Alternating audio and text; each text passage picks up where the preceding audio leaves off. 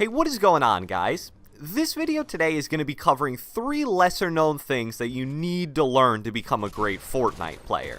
I say lesser known because this video isn't going to contain things that everybody already knows, such as learn to build better, get better gun skill, play smarter, etc, etc. If you're trying to improve your Fortnite skill, then the tips and strategies I discuss in this video should really help you out. And I believe that this video contains tips for pretty much every skill level of player. So without further ado, let's get right into it. Alright guys, so the first thing that we're going to be covering in this video today is learning how to play from low ground. Now I would assume all of you guys watching this video know the importance of high ground in Fortnite. I mentioned learning how to build better and why that's such an important tip for new Fortnite players. That's because building leads to you getting high ground, and if you have high ground in Fortnite, you have pretty much every advantage to win whatever fight you're going to get into. However, no matter how good of a Fortnite player you are, there are always going to be unavoidable situations where you're going to start a fight in the low ground position. You know, let's say you're healing up after one fight in a 1-by-1 box, and someone comes over to you and knows you're in the box but doesn't just want to spam you down, so he instead builds 4 levels into the air with a 1-by-1 and just waits for you to come out before he starts shooting at you. Well, unless you can build at super speed, since that guy's starting with a 4-level advantage, there's simply no way you're going to be able to instantly get high ground on him. So that's an example of a fight, even though it's unavoidable, you're going to be starting from a low ground position. If you try to just build up straight into the air like a maniac, like so many people try to do, all that's going to happen is you're going to get repeatedly shot down, take fall damage, and eventually end up dying probably before you even get on the guy's level at all. So here's what you need to know to be a great low ground fighter in Fortnite Battle Royale. First off, I believe there are 3 main ways to turn a low ground situation into either a kill or a high ground situation. First off, if you're only at maybe a 1 or 2 level disadvantage against a guy that doesn't seem like the best player in the world, the most basic way to go from low ground to high ground is simply to outbuild the player. Yeah, he may have a ramp or 2 over you, but if you play smart, you're a fast builder, you know the fastest ways to get to high ground, you can simply outbuild your opponents in a lot of situations. Obviously, that's going to depend on your skill as a builder as well as your opponent's skill as a builder, so it may not be viable for everyone, but it's definitely the most basic way to turn low ground into high ground. Situation number 2, shooting out the bottom of whatever your opponent has built. Now this may seem like a newbie strategy, but trust me, it isn't. There's a reason so many people do it. You see it at the highest competitive level of gameplay, and that's because it is really effective. Best case scenario, when you shoot someone out who has maybe 4 or 5 levels of high ground over you, you make them take a lot of fall damage, and now they're back on the ground with you, and you have every advantage in the fight. But even if they don't take any fall damage, you've still done something worthwhile here. In a few seconds, you've turned a fight where you're on low ground by 3 or 4 levels compared to your opponent to now a fight where both of you guys are on the ground at the same level. From there, you can outbuild your opponent or do the same thing over again and shoot them out if they take high ground over you, and from there determine what the best next move is. The final situation that you're going to run into when playing low ground is one where you are at a huge disadvantage for 2 reasons. First off, your opponent's going to be much higher in the air than you, let's say 7 or 8 levels, and second, you can't take tip number 2 because they're connected to the ground in multiple different places. I'm not talking 1 or 2 ramps where you can shoot them out with 1 clip of your drum gun. I'm talking they're connected by like 10 or 15 pieces, so it's going to take you about 45 seconds to actually make them fall to the ground, and by then they'll probably kill you for trying that. This is going to be an advanced strategy that is very simple to execute. All you need to do is fire about a clip or 2 of your weapon at the bottom of their structure. They may be connected by enough ramps to where there's no chance you're going to be able to shoot all of them out, but they don't know that. At the top of their structure, they can't see what's directly under them. They don't have X-ray vision. So I know, at least, if I hear someone shooting 2 clips at the bottom of my structure, even if I think it's connected by a bunch of different pieces, I'm definitely going to err on the caution and go from the top of the structure back to the ground so I don't get shot out and die from fall damage.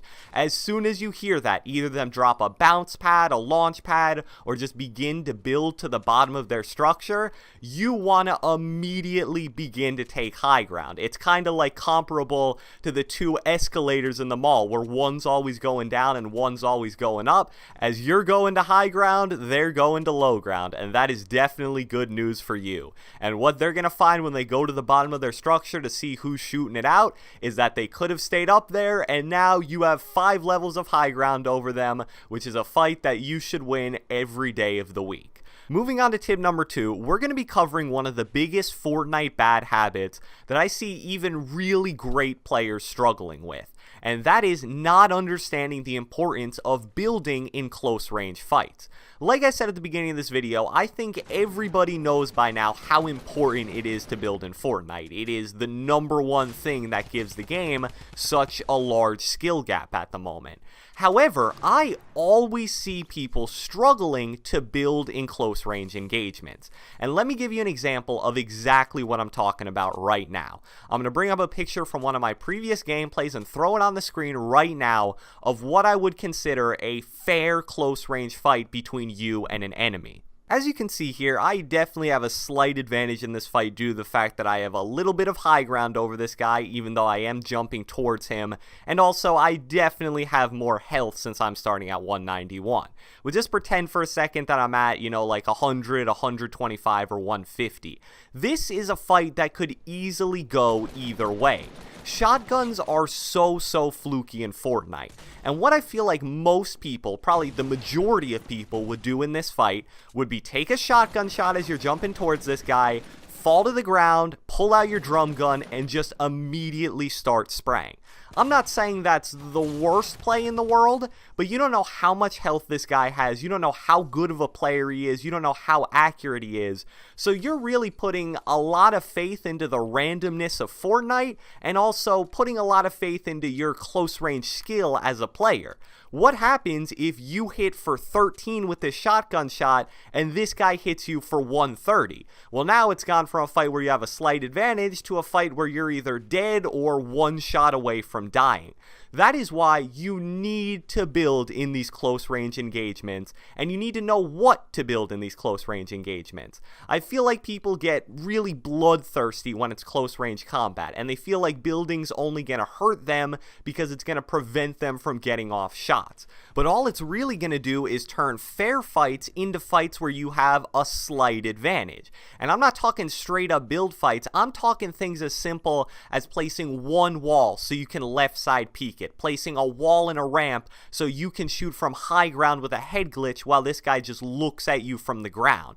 Those are fights that have turned from maybe 60-40 fights into your favor into like 85-15 fights. And that is so important to consistently getting kills, because if you keep fighting these 60-40 fights, yeah, you may win the first 2 or 3 in the game, but eventually your luck's gonna catch up to you. So I'm gonna finish this section out by just playing out this clip. You're gonna see how I deal with it. Simple building, get a shot off, immediately build, and then finish the guy off.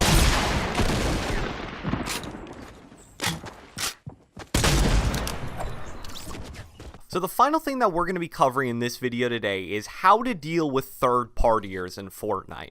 Third-partying will always be prevalent in Fortnite simply due to the fact that it's a smart and successful strategy.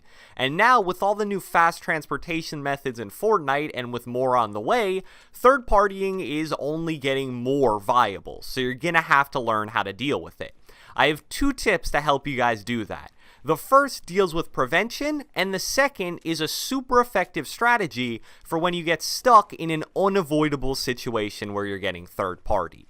In terms of prevention, it's really as simple as this. Try to avoid as much as possible getting stuck in the middle of a build fight.